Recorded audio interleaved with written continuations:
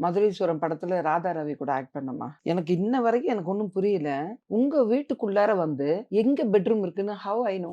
இவரு டைரக்ட்டா ராதா ரவி ஜிங் ஜிங்ன்னு வந்தாரு. அந்த படம் ஆக்ட் பண்ணிட்டு இருக்கக்குள்ள ஆஃப்டர் தட் சர்ருன்னு இதுல பூந்துட்டாரு பெட்ரூம்ல. நானும் அம்மாலாம் ஷாக் ஆயிட்டோம்.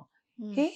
ராதா ரவி வராரு. உட்காருங்க, உட்காருங்கன்றோம். ஹால்ல அவர் பாட்டு பெட்ரூம்ல போறாரு. நீ சொன்னியா பெட்ரூம் அங்க இருக்குன்னு? அம்மா நான் உன் கூட தானம்மா நிக்கிறேன். படுத்துட்டான் மனுஷன். ஆஸ் யூசுவல் இப்போ ரொம்ப deep and wife and girl friends and get together வாழ்ந்தா எப்படி வருவாங்க? ம். ஃப்ளஷுவலா? ஆமா. அது இப்ப அவர் பார்த்தா கூட நானு அடிச்சு சொல்லுவேன் நானு. நெறைய இதுல சொல்லியிருக்கேன் பிரஸ்ல. வந்துட்டாரு மனுஷன்.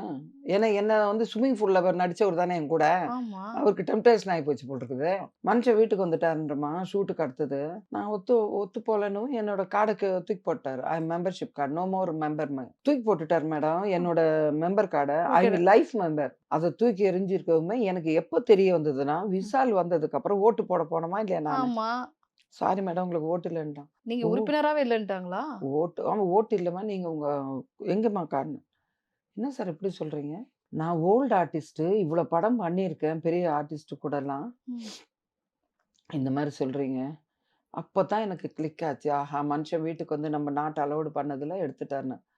அப்புறம் அந்த தெய்வம் புண்ணியம் விஷால் தாம்மா எனக்கு திருப்பி லைஃப் மெம்பரா அந்த பழைய கார்டு இருந்ததுனால.